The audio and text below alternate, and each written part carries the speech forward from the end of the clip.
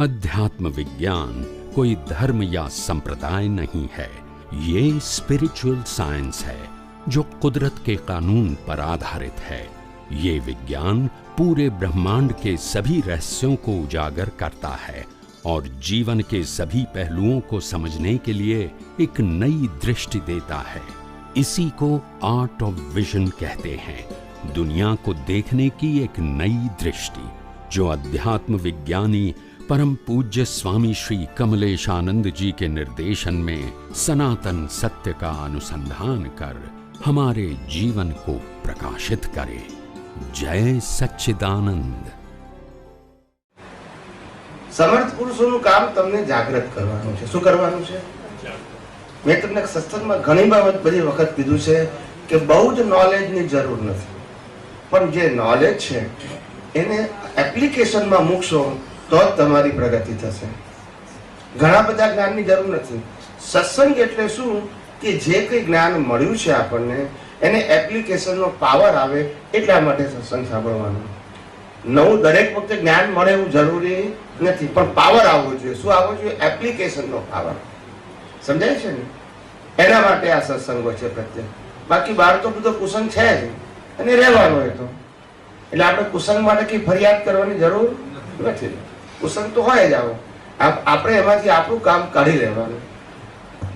એટલે આવું અદ્ભુત વિજ્ઞાન આ કાળની અંદર પણ અવેલેબલ છે, તો આપણે વિજ્ઞાનને વિજ્ઞાન તરીકે સમજી અને વિજ્ઞાન તરીકે જ અનુભવ કરીએ, એ જીવનનું લક્ષ્ય હોવું જોઈએ। આપણે જાતે રિયલાઇઝ કરીએ। શું કરીએ? ખાલી ઇન્ફોર્મેશન ભેગી કરીએ એટલું નહીં। સમજાય છે ને મારી વાત? हाँ स्वामी, जय सच्चिदानंद। जय सच्चिदानंद। आपके प्रवचन में कई बार आया है कि महावीर स्वामी ने चतुर्विध संघ की स्थापना करी और उन्होंने कभी भी उसकी व्यवस्था की माथाकूट न करी और पूरी व्यवस्था आचार्य को और गणधरों को सौंप दी, गणधरों ने आचार्य को दे दी। हाँ बोलिए फिर।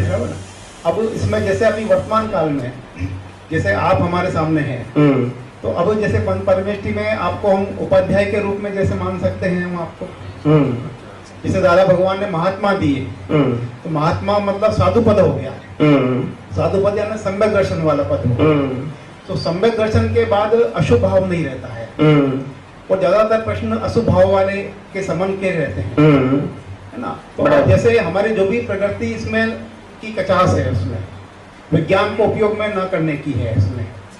तो अब उसमें जैसे उपाध्याय पद में तो क्या कि जैसे आप हमें ज्ञान दे रहे हैं, तो ये उपाध्याय पद हुआ। अब आचार्य का जो पद है कि हमारी कहाँ कचास रह रही है, हम कहाँ पालना नहीं कर रहे हैं, कहाँ हमारा प्रमाद है, तो उसको प्राप्त करने के लिए उसमें कौन हमें सहायक होगा? पहली बात ये कि आपने कहा कि आपका पद उपाध्याय का है, हमारा पद आचार्य से ऊपर है और तीर्थंकर से नीचे है। दादा भगवान के कहने के मुताबिक हम लास्ट 4 बर्थ से आचार्य थे। लास्ट 4 बर्थ हाँ आचार्य थे। बराबर। अभी आचार्य की पदवी नहीं है, उसे ऊपर है, तीर्थंकर से नीचे और आचार्य से ऊपर। तो आचार्य से ऊपर हैं और तीर्थंकर से नीचे हैं, तो पंच परमेष्टि से अलावा तो कोई और पद है नहीं। तो कौन से पद में हो आपको माने? इसीलिए मैंने कहा ना कि पद नहीं है, इसीलिए उसको अनुभवी ज्ञानी बोलते हैं। क्या बोलते हैं? अनुभवी ज्ञानी। आप समझे ना? आचार्य से ऊपर है मगर केवल ज्ञानी नहीं। बराबर। तो व्यवस्था को संभालने के लिए फिर किसी को जिम्मेदारी तो देते हैं ना। तो अब जैसे बाकी जैसे हम लोग हैं, तो अब हमारे कहाँ कचास है, कहाँ प्रमाद है, कहाँ हम भूल कर रहे हैं, तो उसको प्रत्यक्ष समझाने के लिए, उसको गाइड करने के लिए मतलब किसके पास जिम्मेदारी है? गाइड करने के लिए तो हम यहाँ बैठे हैं, आपके हर प्रश्न का समाधान देने के लिए। क्या बताया? नहीं, समाधान तक तो सही है। जैसे हम उसको उपयोग में ले रहे हैं, तो हमारी कहाँ कचास हो रही है, तो निरंतर मतलब जैसे अब आप आज आप हैं, फिर मान लो 3-4 महीने तक आपसे हमारा संपर्क नहीं होता है, तो उस बीच में जो हमारी जो भी प्रोग्रेस है या कमी हो रही है, जो कचास है, तो उसको कौन इंगित करेगा उसको? वही विज्ञान जो आपने सुना है वही उपयोग उसी को करना है। मतलब स्वयं एनालिसिस करके मतलब स्वयं में आगे बढ़े, उससे कोई अच्छा रास्ता है ही नहीं। This is the easiest way. बराबर। प्रत्यक्ष ज्ञानी मिले वो बेसिक के लिए होता है। क्या होता है? बेसिक विज्ञान।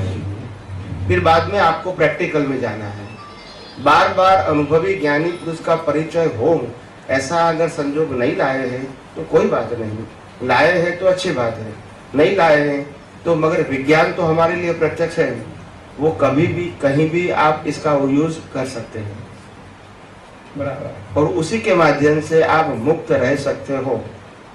बराबर। समझ में आया ना? हम भी यही पुरुषार्थ से मुक्त रहते हैं। बराबर। और कोई रास्ता नहीं है। समझ में आया? हर व्यक्ति के लिए। जैसे आप दादा भगवान के पास रहे इतने समय तक, दादा भगवान के पास इतने आप्त पुत्र रहे, महात्मा रहे, तो उनके वो यही कहते थे कि सत्संग में रहो, हमारे पास रहो, जो तुम जिससे तुम्हारी जो कमियां है वो निकल सके। तो मतलब वो अवसर था उनके पास, हमारे पास ऐसा अवसर नहीं है। किसने कहा अवसर नहीं है? नहीं, प्रत्यक्ष जैसे अभी आप हैं तो वो तो है ही है अभी। बस हम भी यही करते थे दादा भगवान के पास, हर रोज नहीं रहते थे।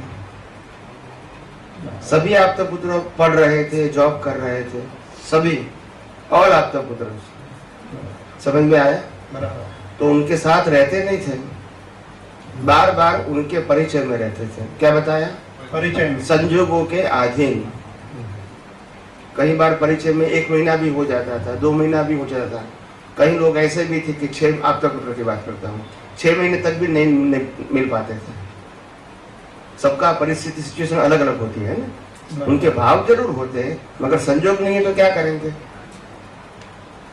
आप समझे?